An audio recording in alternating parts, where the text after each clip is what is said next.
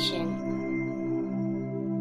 I want to welcome everyone to our webinar today about job hunting tips for the visually impaired. My name is Michelle Paley and I work with HIMS Inc. out of Austin, Texas. We make assistive technology products for people with low vision and blindness.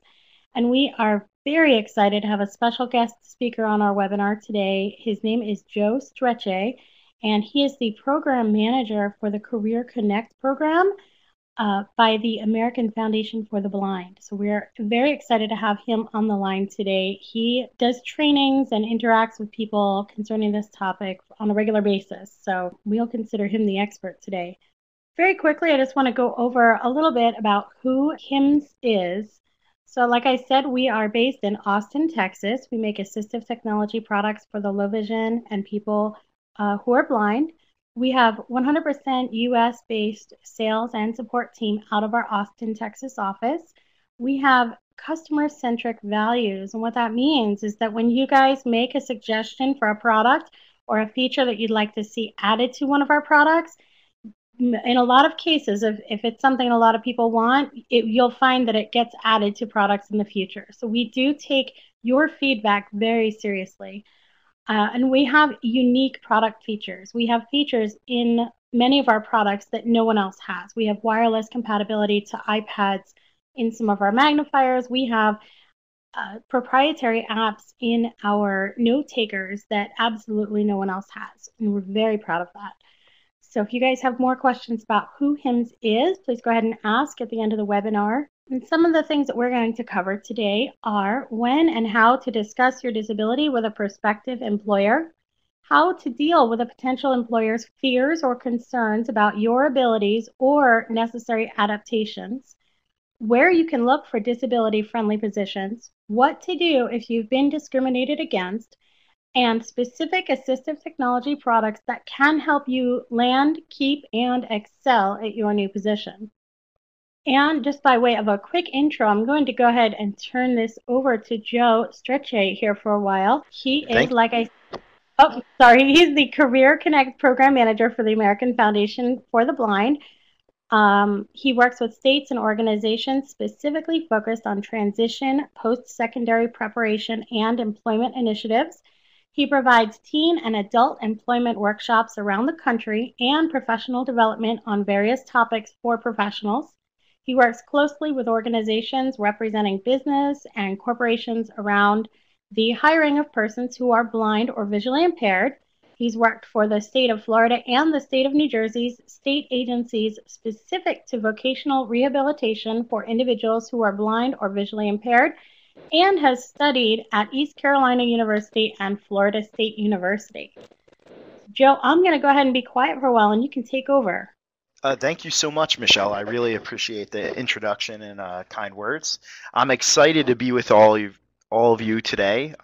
As Michelle mentioned, I work for the American Foundation for the Blind and manage the AFB CareerConnect program. You can find us at afb.org/cc or afbcareerconnect.org.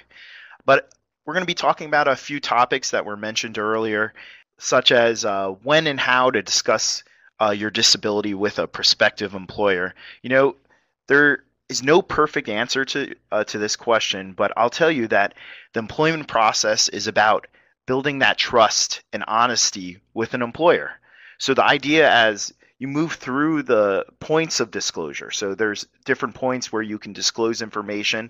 Disclosure meaning providing information that is sensitive to yourself. Putting yourself out there, basically. So I'm a big believer in earlier is better, but you know, I'm not going to put it in my resume, but I may mention specific terms that may relate to disability in my resume.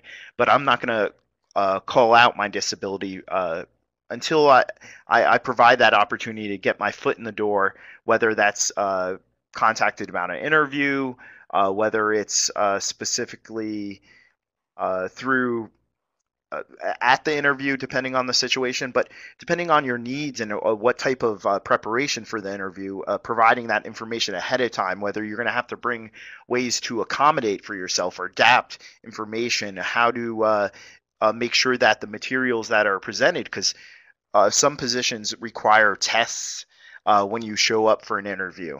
So making sure you're prepared for that type of situation and talking to the employer when that situation comes afoot or prior to that coming afoot. So I'm a big believer earlier is better. You're building that trust and that honesty, because when you walk in the door, there's that elephant in the room, that elephant being your disability. I'm not just a person, I'm also a person with a disability. I'm a person who's blind or visually impaired, no vision in my left eye, and I have the tiniest bit of vision in my right eye that I can see lights and shape, and in a dark room probably make out information on a computer screen or a monitor with magnification and contrast.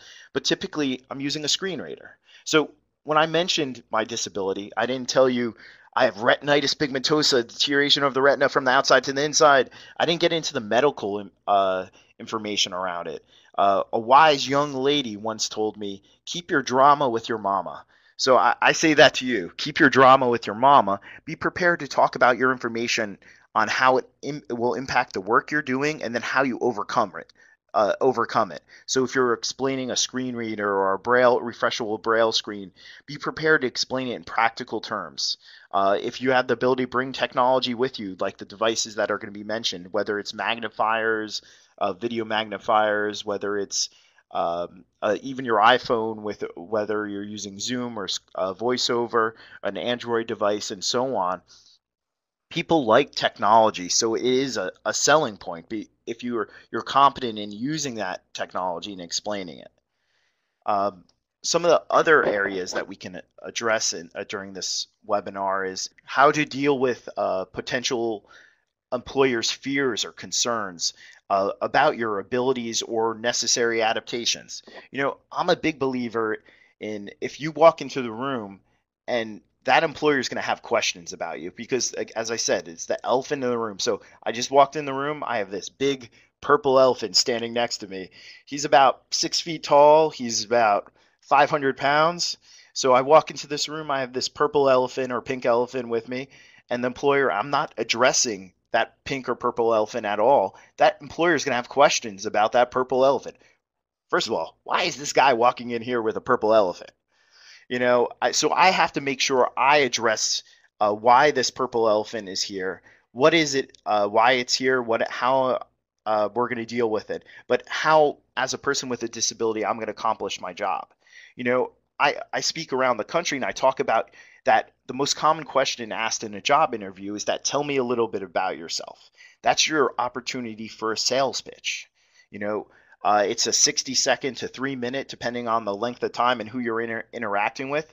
It's not just an employment skill, it's a life skill as a person with a disability.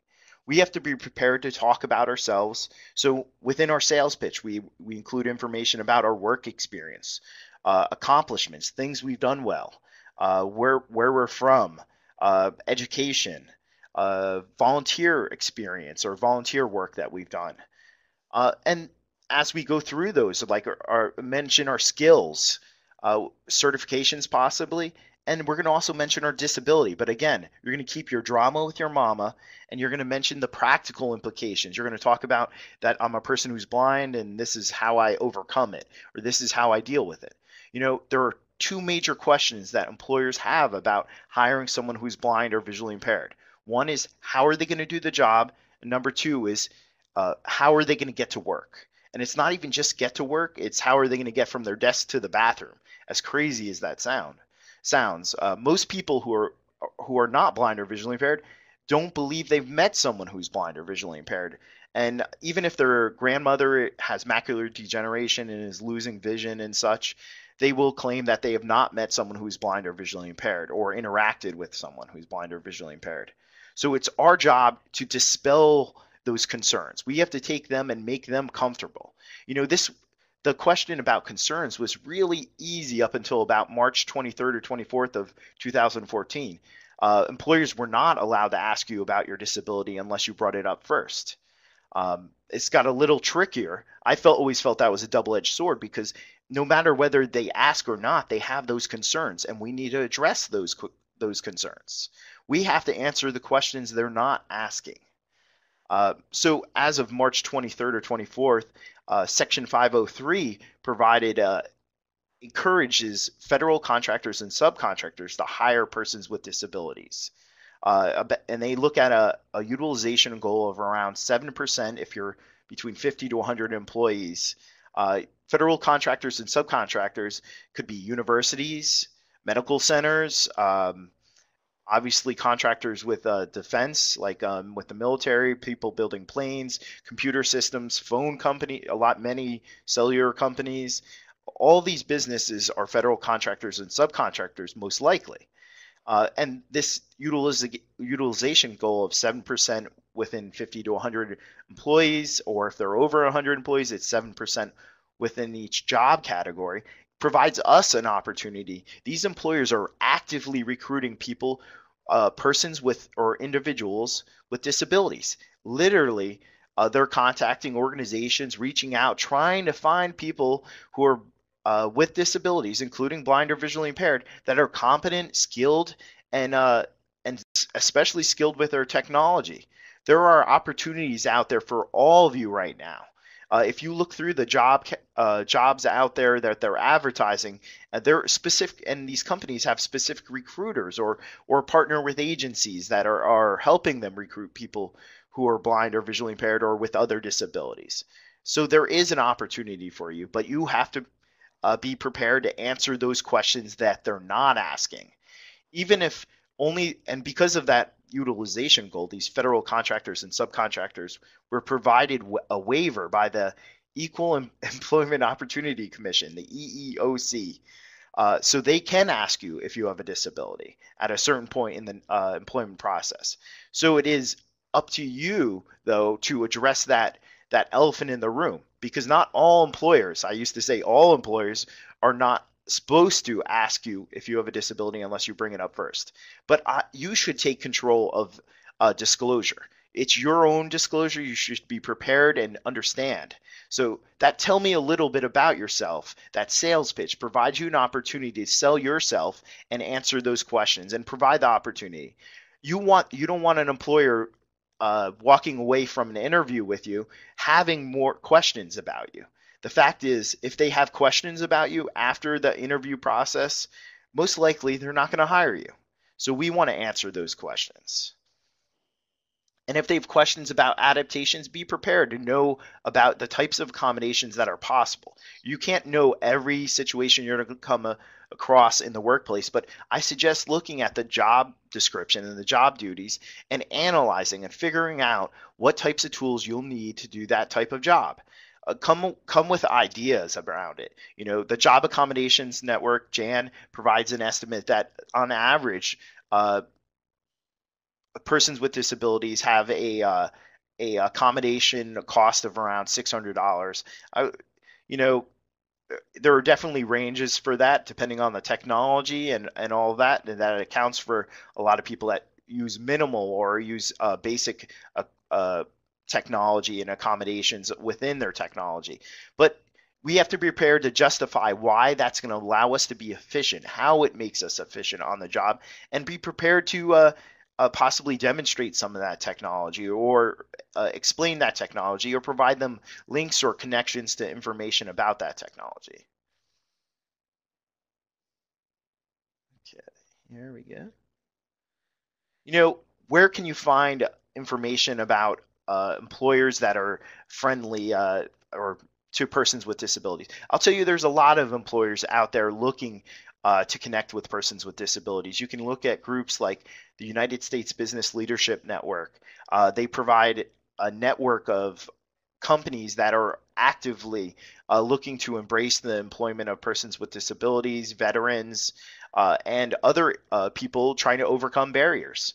There are other organizations, National Organization on Disability, but a lot of these employers are out there actively pursuing the hiring of persons with disabilities. But we have to prepare to represent ourselves competently and present ourselves in the right image. You know, there's Disabled Persons Inc., which offers job boards where we can look through different job boards around other businesses that are looking to hire persons with disabilities or actively recruiting persons with disabilities. I'll tell you that presenting yourself in the right way on LinkedIn can provide you connections.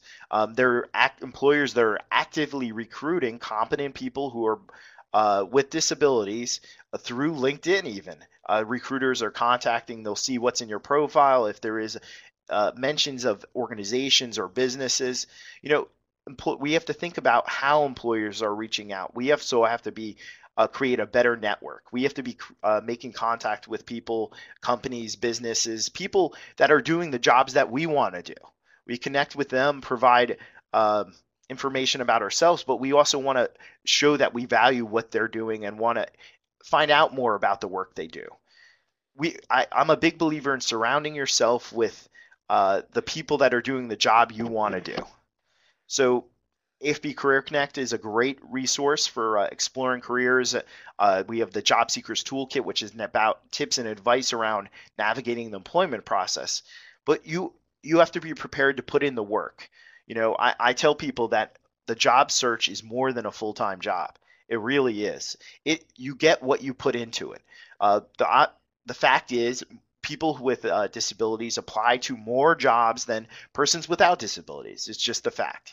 So we have to prepared to put in the effort to make that connection, find that opportunity, apply, and put ourselves out there. Being prepared to sell ourselves in the best and demonstrate our skill and be able to explain our skill in easy and practical and easy to understand terms.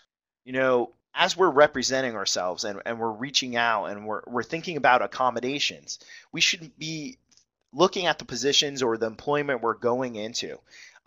We're all not going to we obviously don't start out as CEOs for the most part. There are all different routes to our dream position and steps. So we need to have goals and objectives, specific steps that will get us to where we want to go. You know, so make sure you're planning for your future. Make sure your steps are accurate. Bounce your objectives. I will do this by this date, and provide a specific date and time, and also provide this information to someone else. It makes you accountable and responsible for what your goals and objectives for the future. So with the fact that we're in preparation for being able to handle these accommodations, these different jobs, we have to know about the tools we're using. There are all kinds of tools. As a person who's adapted and adjusted from a person with low vision to a person with little to no vision, you know, I went through the process of using magnifiers, video magnifiers. There's a lot of great tools out there. I'm also a Braille user. I'm not the fastest Braille user, but I'm a Braille user. But being able to explain how we're using this technology or these strategies, whether it's something basic or to something high tech. And HIMSS is providing you information on some of these great tools and information. And I know Michelle's going to give me the opportunity to take questions, but I want to make sure she gets the time to address their information about their products that can offer you that opportunity and that edge in employment. Thanks so much, Joe. I do see a few questions are coming through the chat window. I'm going to dive into products pretty quickly. We're going to focus on the aspects of some of these products that make them specifically well suited to a workplace. So we're going to skip some of the things that might make it better for school or using around the house, and we're going to try to keep it specifically surrounding the workplace, and then we will open up for questions for everyone after that. The first product we want to talk about is the Candy 5 HD. It's a handheld video magnifier. And what makes this product really unique is that you can actually use it 5 different ways. You can use it with the handle extended as a handheld magnifier. It comes in the box with its own stand so that you can use it as a stand magnifier. Or if you want a little higher magnification, it has a built-in kickstand on the bottom so that you could take it out of the reading stand and put it directly on the paper to read directly on the paper. So those are 3 ways. And then the other 2 features that make this really unique is that we have a near distance mode and a self-view mode. So the near distance mode is going to be great for magnifying maybe a menu at a fast food place over lunch, a bulletin or a memo that's been stapled to the wall at the office, So those types of things. You won't want to use it to look, across a football field or anything, but you could definitely use it to view things, 6 to 10 feet away up on a wall somewhere that are out of reach. It has a very balanced size and weight so that it is very comfortable to hold in your hand. And you can use it anywhere. It's in an office, a meeting room, a warehouse. It works well for 3D objects. So if you're in a warehouse and you need to check part numbers or check labels, it's a great product for doing that. It also works well for reading documents and meeting agenda. And then that self-view mode, it's kind of an overlooked feature, but when you're getting ready in the morning, especially for ladies, if you've got some vision and you want to, use eyeliner or apply your makeup, this will give you a great way to do that and feel very confident in the way you look when you leave the house in the morning. And the next product we have also for low vision are the eBot portable video magnifiers. These are about a year old now. They come in 3 different varieties. They are portable, collapsible desktop video magnifiers. You can connect to an iPad, an Android device, a PC, or a Mac. You also can connect to a monitor using HDMI, or you could connect, if you wanted, to your television screen and have really, really big text. But it has the most versatile connection of all the video magnifiers out there, and we are the only ones right now with a wireless connection to the iPad and Android tablets. You can use them to magnify near and far, so they would be great for a boardroom or a training presentation. So if you're at a new job and they're doing a training and they're writing on a whiteboard, this would be a great product to bring along with you. It weighs only 5 pounds. The eBot Advanced model weighs only 5 pounds, so you can carry that pretty easily. And the eBot Pro model weighs about 7 pounds. And the difference between the two models is that the eBot Pro has a motorized camera, and you control it with a joystick. You don't touch the camera itself. And the eBot Advanced, alternatively, has a camera that you move with your hand, so that you can move it from the paper facing down, or you can point it out towards the wall or towards something at a distance that you want to view. And they do have OCR built in. The eBot Advanced and the eBot Pro both have OCR, which means if you have a printed document under the camera, it can read out loud to you. The eBot Advanced will only read what's on the screen. So if you magnify a paragraph, it will read that paragraph to you. The eBot Pro has a separate camera built in just for OCR, and it will read an entire page to you. Also worth noting that this has a good amount of room underneath it for 3D objects. We had a woman just last week, actually. I talked to a woman who wanted to do crafts under the camera, and she was a knitter, and she was looking for something where she could get under there with the camera and do her craft projects. And she put her hands under the camera and was really impressed with how well it focused on the right things and at the right distance. So the next product, this is one I get really excited about. The next product I want to talk about is the Braille Sense U2. It's a Braille note taker that you can also use as a Braille display with your PC or Mac or any other computer that's supplied by your employer. What makes this so unique and what I get so excited about are the unique apps that HIMSS has put into it.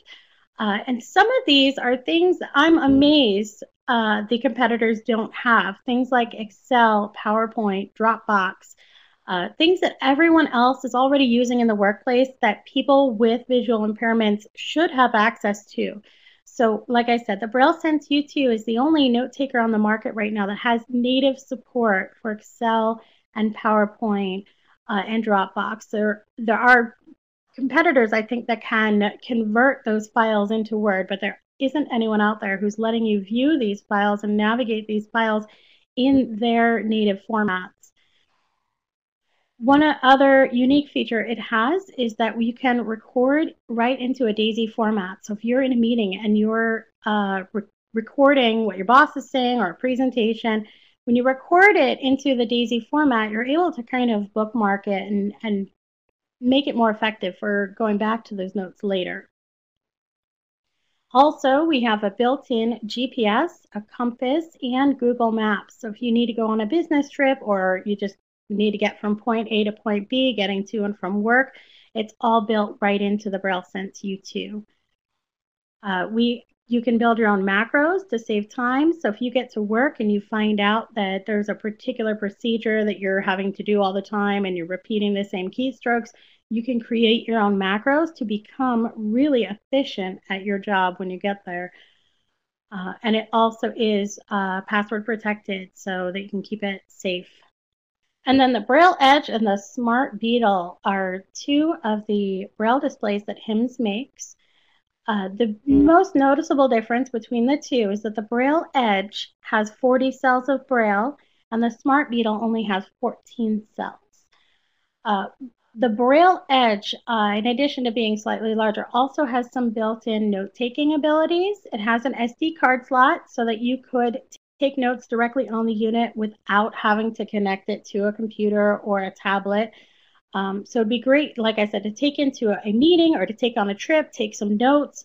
And when you get back to the office, you can take that information and move it over to a computer and do what you need with it from there. The Braille Edge has both Bluetooth and USB connectivity, and it has up to 20 hours of battery life. So it's going to last quite a while without needing to be plugged in.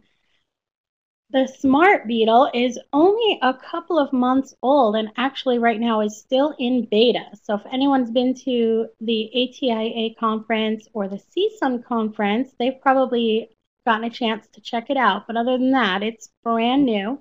It's a 14-cell Braille display. It is the smallest, cutest Braille display ever. It fits right in the palm of your hand, and it has, and this is what makes it really unique, again, is the 5 simultaneous Bluetooth connections. It also has one USB connection, so you can plug one unit in wired over the USB, but the 5 simultaneous Bluetooth connections are what really make it stand out. You could, with those connections, you could be working on your computer, and if you know you've got a text message, you can hop over and answer the text message, then jump over to your tablet, check something there, and come back to the computer without disconnecting, without repairing. Just jump around from all of your devices, which is a really, really big deal. And then this one has up to 24 hours of battery life, so it literally will last all day. And then one more product we have is, well, two. We have the Blaze ET and the Blaze EZ. The Blaze EZ came out last year. It's been out for almost a year, a little over a year. And the Blaze ET just came out a few months ago. What these are, they are book players. They're just like your Daisy players that you use for listening to books, but they have a built-in support and a built-in camera to do standalone OCR. So these are book players that you can use to snap a picture of printed text and have it read aloud to you. So when you do that, you can either have it read aloud right away, or you can save it for later. So you can save documents for later. It will play all of your Daisy music and audio book files. There's a whole list of formats that it'll play. It plays music, text, HTML, Word documents, PDFs, Learning Ally, all of those formats that you guys are used to getting in a book player. This will do that, but with the addition of the OCR and the built-in camera. The main difference between the two models is the keypad. So in the Blaze EZ, it's a really simple keypad. There's one button for music, another button for radio, and another one for books. And then you have sort of these directional buttons where you can go left and right and up and down and navigate through the menus. So it's just a really, really simple interface. And then the Blaze ET also has a simple file format, and it's simple to navigate within the unit, but it has a few more buttons on the face of the unit. So it's got your numeric keypad, the numbers 1 through 9, so that you can use that for more advanced features on the unit. It also has a dictionary and a calculator built into it, and both of these being built on Android have the opportunity later to have features added. We don't know what they are yet, but they're pretty awesome as is, and also fairly affordable. We have a few questions that I've filtered through, and I'm going to go ahead and start with those. I will read them aloud, and either Joe or myself will take them and answer them as needed. So, Joe, I think the first one is more up your alley. We have a question from NW, and they want to know, how do you convince an employer that you are qualified for a job if some parts of the job requirements may not be accessible? For example, if the job description is marketing and it requires graphic design, you will need help from a sighted person to the graphic design part of the job. That's a great question. Thank you, NW. Uh, you know, I'll tell you that within businesses, when you're looking at the job description, it's important to look at what the essential tasks are. It's important to look at what are defined as essential tasks or specific to a position. Often, those are the types of tasks that aren't as easy to get by. But I'll tell you there are differences when you're looking at a business that is larger, a company or a business that's larger. Often they have more focused positions, so they might have aspects that are not are where essential tasks might not be graphic design. So that if you're looking at a marketing position, it might be around the text information. It might be more of on a public relations side. Marketing and public relations are often intertwined. They have different aspects. Obviously, marketing you're typically paying for. You're doing it in a different manner. Have a different often a different message that you're providing. So you may be looking at a spin on a position, but you're looking to do a different aspect of it.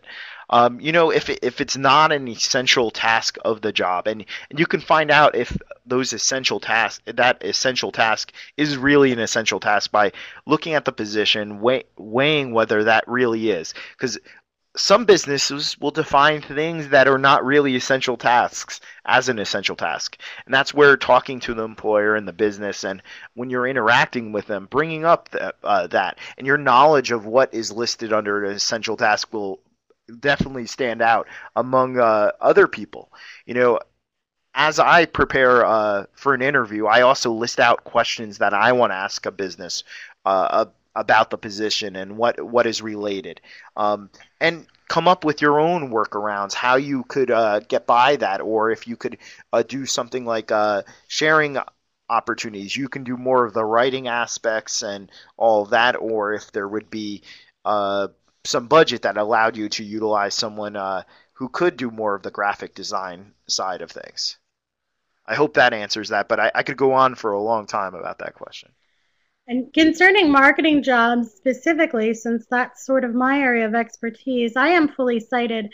But what I've learned from working on marketing inside the AT industry is that people who use assistive technology and people who have visual impairments are much better suited to make sure that marketing materials are accessible themselves. So you know what needs to be done to make a web form accessible. You know what needs to be done to make a PDF accessible.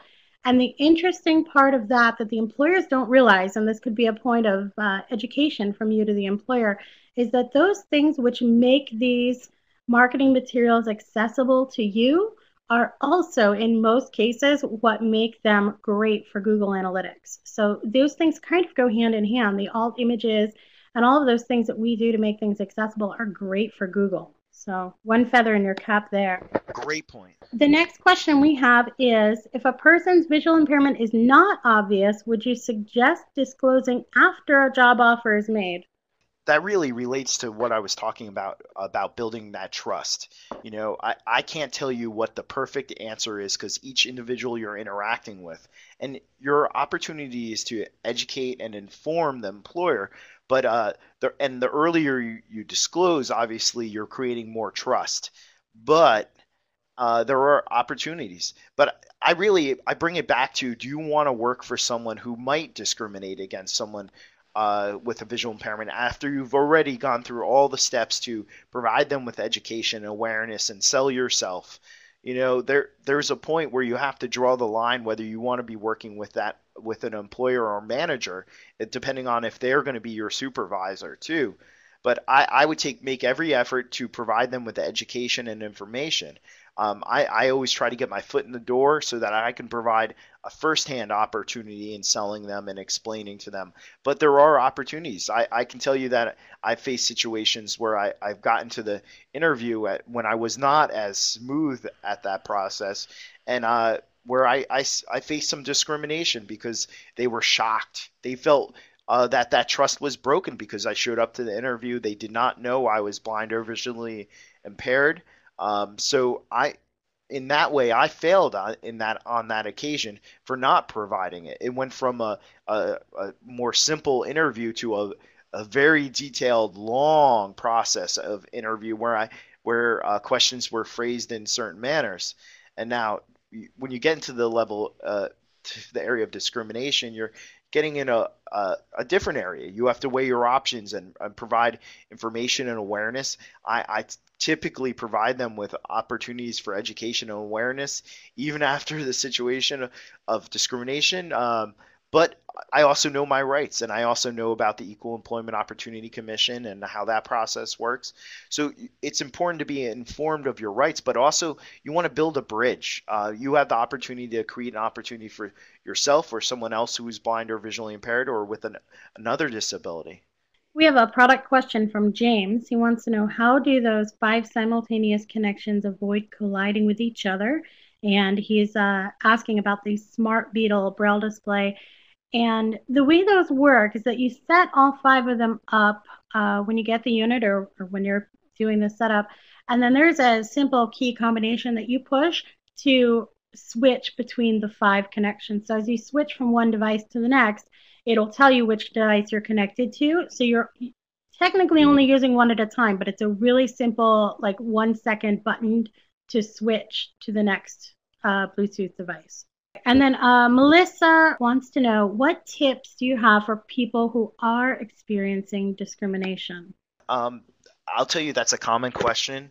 I really there are there's different situations. So I would say do all you can to provide education and awareness, but there are situations where you will have to stand up, let the supervisors or the people above, if depending on the size of your organization, whether you have a HR department, making sure you follow and provide information, report the individual or the situation to the HR department and try to rectify it in a manner that seems appropriate. Now, there are definitely extremes that happen, and where organizations or companies will not follow through and will leave you in a situation. You have to really weigh your opportunity, weigh how much that position means to you. Going through the EEOC protects you under that, but I'll tell you that businesses can find ways to relieve someone of their position when they want to. But that doesn't mean they're not at fault, and that doesn't mean that they wouldn't be liable in a court or in mediation and such. So I believe in trying everything I can to build that relationship, but there are times when we have to stand up, report the situation. Definitely keep track of information dealing with that, but also most organizations, again, larger organizations, will have steps, ways that you can report the situation, rectify the situation, a process to mediate the situation. But otherwise, there are obviously organizations like the Equal Employment Opportunity Commission, which has a whole process for reporting individuals. That doesn't mean the situation will be rectified totally, though. I'll tell you that right now. You can provide complaints. That doesn't mean the situation will change totally. So that's the best information I can give you on that question. And we have a question from Sam. They said, I was in Washington, D.C., and Craigslist job ads would say that public transportation was not considered a reliable means of transportation. Is this discriminatory? In my opinion, you have to look at what the essential tasks are in the job. It depends on what the job entailed, like what the reliability. In some cases, public transportation would be more reliable in a place like Washington, D.C. If you're going out to businesses, if you're going out during rush hour, you're not going to be most likely driving to those businesses. especially in Washington, D.C. or large cities and such where traffic and the traffic patterns can be an issue. I would say that you would have an argument, but the fact is you have to look at what the job entails. People can put driving, and when they start putting driver's license in the job description, which is not uncommon. I've written a blog post about this. That I see this even in field working with people with disabilities, the businesses and organizations putting stuff like that in it. Often you still apply for that job, you go for that job, and you offer what your accommodations would be, whether it be yourself hiring, if the pay allowed, hiring your own driver. I know people that pay for a driver that allow them access to the job. I know people that create an accommodation where they have a shared responsibility. Under ADA, businesses are not reasonable accommodation hiring another person to do an essential job tasks. Now, if they put that under an essential job task, the driving, you may have to make up for that by using public transportation. If they say it's not reliable, you can go through in situations and try. That could be argued easily. I would say, especially in an area like Washington, D.C. Someone else asked, if you are connected with the State Department of Rehabilitation and other agencies, and all they want to do is train you when you've been trained to death, and neither really helps to get a job, where else can you go? Vocational rehabilitation is supposed to provide you with opportunity and preparation for employment and provide you training, and in some cases, some job placement. But for the most part, they're providing you the training and the opportunity. And I would say when you've been trained to death, as the person put, you have to be more thinking about differently about your employment. Obviously, there are opportunities out there, depending on our situation, whether we're more businesses are telecommuting, but I'll tell you, often telecommuting comes after proving yourself in person or having a proven track record, whether with that organization or another organization, you've become a known entity, a known a resource. So often it takes building. Making sure that you're looking in the right places, using the right avenues to search for jobs, thinking about it in the fact, often people are living in rural areas and are not always willing to move. And if you have a family and children, that may not be an opportunity for you. But living in a place where you have transportation and have more opportunities can make a difference in the world of employment. I'm not telling everyone to move. There are other options. There are obviously self-employment. There's also self telecommuting, but finding those opportunities are not always easy. So I think creating your own opportunities is another method.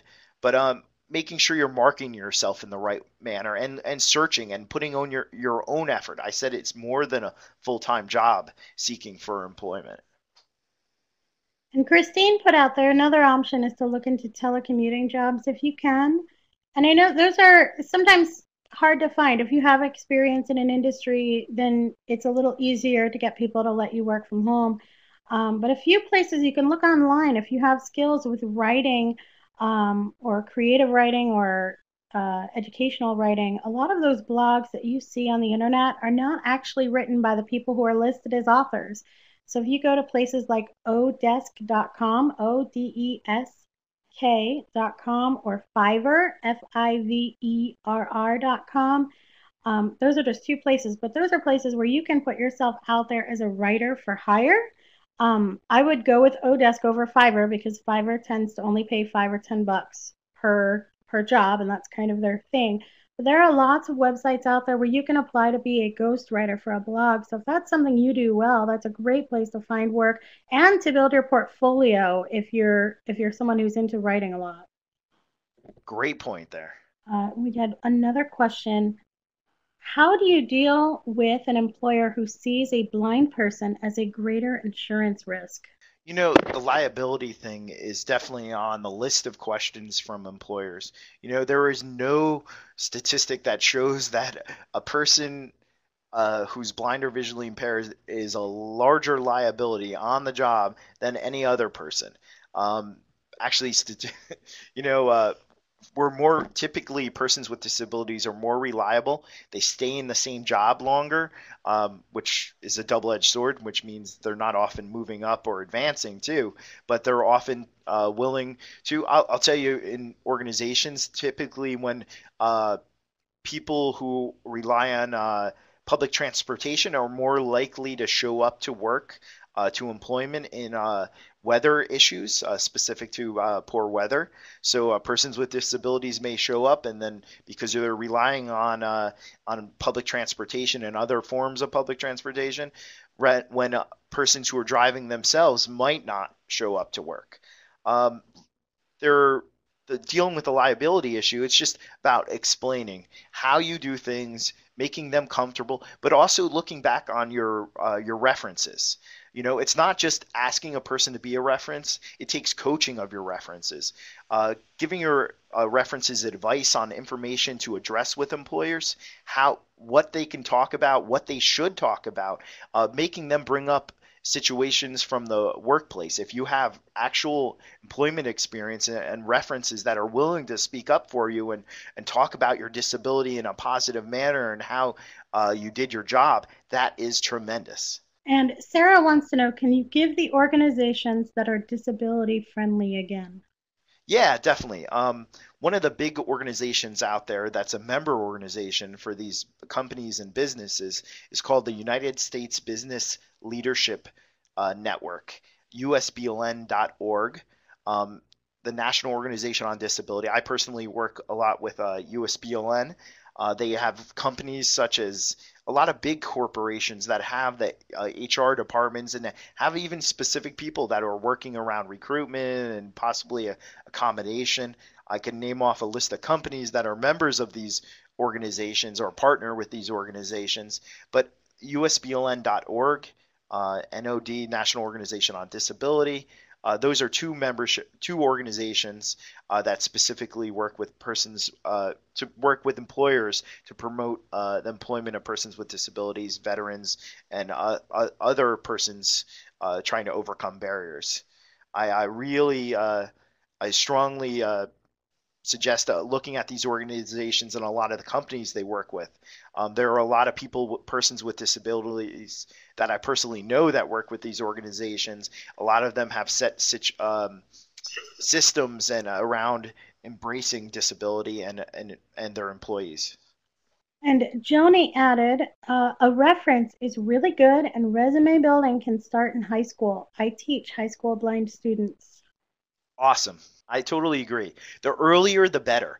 I believe in, you know, I talk around the country, and as I'm talking, I talk about volunteer experience. I've been offered 5 different jobs while volunteering out in the community.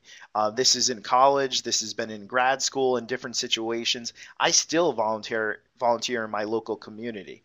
It helps you grow your network. It provides the show how you're demonstrating skills that you utilize, and also shows that your persons with disabilities are productive and give back to the community. Another Kim, a different Kim, wants to know, is there a resource or agency that can speak to good methods to educate community employers, especially in rural areas where visual impairments are a very low incidence? I can provide some ideas and thoughts on that. I've done a lot of that in different communities and working in different states, but often people vocational rehabilitation may offer an employment specialist or someone who works with businesses specific to encouraging them the hiring of persons with disabilities. But I often think that one of the best tools for that is bringing employers who have hired someone with a disability specific to blindness and visual impairment right now, and bringing them together with other employers, having them be the the person that's delivering the message. So when I speak, I talk about that there can be forums on where you invite employers to them, have specific employers who have hired someone with disabilities or different disabilities, talking about their relationship and how it developed in the benefits of it, but also giving them the opportunity to speak in private, because employers will ask other employers questions that they will not ask professionals. So that's just some thoughts on that. I think also if you can find a local networking group, a lot of times the Chamber of Commerce will have weekly or monthly networking events. And that's a great opportunity to get out there yourself. Let people see your ability to talk and network and to get around. I think there's a misconception among people who don't have a lot of interactions with the visually impaired that they're all sitting in their basements, pining away, doing nothing all day. And I think just putting yourself out there and, like I said, let people see how you interact with people, let them see how you network, let them see how you get around, and that could open some eyes right there. That's a great point, Michelle. I'm a member of our Rotary Club locally in Huntington. We participate in the Chamber of Commerce. I'm also a member of the Lions Club, and I present to all these different organizations on employment of person or employing persons with disabilities and specifically blindness and visual impairment, and definitely breaking down barriers. And a lot of these people that are members of these clubs and organizations are employers and business owners and or higher up in businesses. So those provide opportunities for jobs. I can tell you other people have networked into other roles or jobs through those types of organization. 70% of jobs typically, especially second jobs, come from networking. And whether it's your professional or personal network, that provides a large opportunity for all of you out there. We have a few other questions coming through. I can see that they're being typed, so we'll wait for those to come through. On the screen right now, I do have some information about our next webinar, which will be held Tuesday, April 14th at 3 o'clock Eastern. And we're going to go over some teaching tips from TVIs for TVIs, and those are teachers of the visually impaired. And so we have surveyed some of the TVIs that we work with and some of the people that have participated in focus groups, and we've collected some of their top tips and accommodations ideas, and we're going to share those with you next month on the webinar. So if you'd like to register, again, it's April 14th at 3 Eastern, and you can register online at hims-inc.com/webinars. And our questions have come through. Jamie says, hi, this is a question from a student. How do you find job openings compared to job seekers who are sighted? Yeah, okay. And it depends on what kind of job you're looking for. I'll tell you that. Hourly jobs, it's really about creating a face, going out there and meeting people, whether they are advertising their jobs online. As small businesses, it's going down to those businesses, visiting, dressed appropriately, dressed to impress, and providing information and selling yourself, putting your foot in the door, and also making sure that you are aware of where people are advertising their jobs, whether it's through local job boards, whether it's through newspaper, whether it's web, whether it's their website, or whether it's even going into the business, as I said. Now, when we're talking business, depending on the type of business and type of job, salary jobs typically are advertised online. And also they're released often earlier through people's personal network. So more and more social media has become a big player in the employment. So as we talk about networking, social network media and social network is important as well. Making sure we're utilizing our connections. Most often, people do not utilize their personal network. They don't reach out to their connections to ask about jobs that people know about. Reach out to their connections and ask them if they know of leads. Or I can tell you personally, I was on Facebook interacting with an old classmate from high school, and he was mentioning that he just got laid off. So we started corresponding through messaging. I'm like, I want you to post something on Facebook, and I'll like it and I'll share it as well. So that all of our friends, we have lots of friends who are successful. I want you to tell me what type of job you're looking for and ask to connect with them. Do you know anyone doing that type of job? And so he sent messages, he put out a post, and we literally had a list of people that provided him opportunities. He had multiple interviews and he had a job within a month. So using your personal network and using your friends' personal networks and putting yourself out there. And Joni added, leads groups are popular too for adults. It's a group where there may be only one person in various fields and they meet for breakfast or lunch meetings and they share leads. Another product question from NW. He said, my Victor Reader Stream legacy model just broke and I am getting ready to purchase a new Daisy player. Will my old SD card that I created on the Victor Reader Stream work with the BookSense, or will I have to go and recreate all of my folders and files again on the BookSense? I'm going to answer that two different ways. We are no longer selling the BookSense. There may be a few used units left, and I'm not sure if you already own one and you're moving them over, but if you're looking to purchase a BookSense, the only units that are left right now, I think, are dealer demos, which are in good condition because they're just demo units. They're not necessarily used. But if you're looking to move them into the Blaze EZ or the Blaze ET, those are our new book readers that come with the OCR. I know the file system on those, I don't know if you can pop your SD card in there. That would be a question for support. And you can email them at support@hims-inc.com. But I know for sure if you want to move your files to the Blaze EZ, our units actually will sort out the files for you. So they'll automatically figure out what's a book, they'll figure out what's music, and they'll sort it within the unit. And that's one of the nicer features about the Blaze book players is that you don't have to put your books in the book folder and your music in the music folder. But outside of that, I'm not a product expert per se, but if you want to reach out to support, or you can give them a call in Texas at 888-520-4467. This has been a great discussion, and these have been great questions so far from everyone. Emily says, great webinar, thanks. Tracy said, my son lives in Austin. Where is the best place for him to go to look for a job? Yeah, Austin, Texas is definitely a city, and it definitely embraces disability and persons who are blind or visually impaired. I would say Austin is one of the friendlier places to persons with disability. Depending on what type of work would depend on where he would go and how he would address his job search. There are definitely opportunities in Austin. I know there are large corporations in that area as well as small businesses. Definitely more of a open-minded atmosphere. So it really depends on what type of job search he's looking into.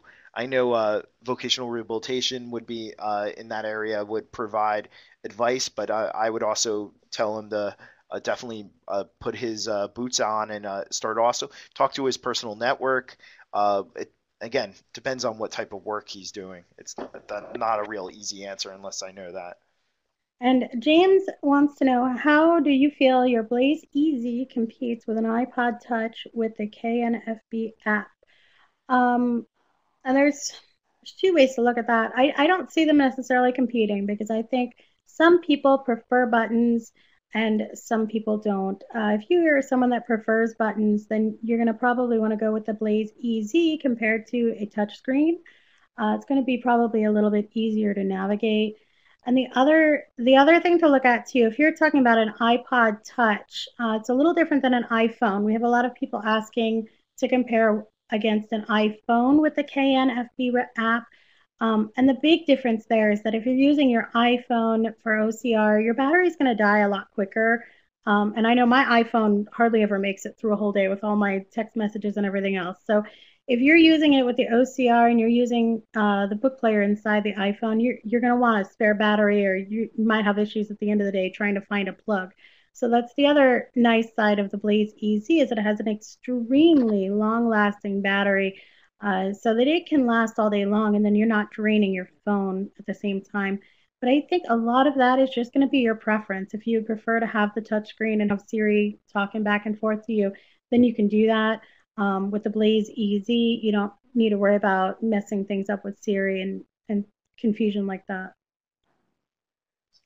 And I know that this is really not my part, but I agree with everything you said. I travel a lot. I use an iPhone. I have the KNFB Reader app, and I'm looking into getting that device for the same purpose that I drain my battery using the book reader and or iBooks or whatever app I'm using to access books on my iPhone, and also to access information.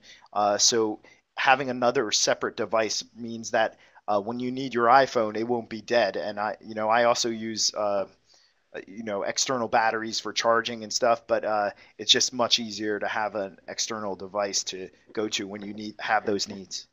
And Sarah wants to know, do you recommend any LinkedIn groups? I use a ton of LinkedIn groups. I specifically, if depending on what type of work you're looking for, I really think you have to look. Remember, I said surround yourself with people that are doing the job you want. So if there's work you want to do, make sure you're surrounding yourself on LinkedIn with people that are doing the work you want to do. Connect with them. Ask them questions about their job. Not simple questions that you can learn by searching the internet, but by specific questions about their work. Provide. Look for opportunity to connect them over the phone or whatever in person. But also make sure you pick groups that surround the work or the efforts you want to do. Often jobs will be mentioned through those groups, and so that provides an opportunity. Obviously, LinkedIn also has job boards as well, or a job search too. But I definitely think you should look at groups around the work you're looking to do. Okay, it's pretty quiet in the chat window. I want to just take a minute to thank everyone for joining us today. I know a lot of people have taken time away from their school schedules and their job schedules to be here with us. So I want to thank you for taking that time. Again, if you have questions about our products or about employment, give us a call in Austin at 888-520-4467. And if you have ideas for future webinars or topics you'd like us to cover, you can go ahead and email webinars at HIMS, HIMS Inc.com. And I want to also thank Joe for being on the line with us today. Joe, your insights have been very valuable. And I think a lot of these questions have shown that there's a good need out there for the type of work that you do. Well, thank you guys, and thank you, Michelle, and thank you, Hims, and thank you all who have attended. I really appreciate the time and the opportunity to provide any tips and advice I could. You can visit again AFB Career Connect at afb.org/cc or afbcareerconnect.org. Check it out today and check out the Career Connect blog. And we also have an app, a free app as well, that provides information and tips and advice as well.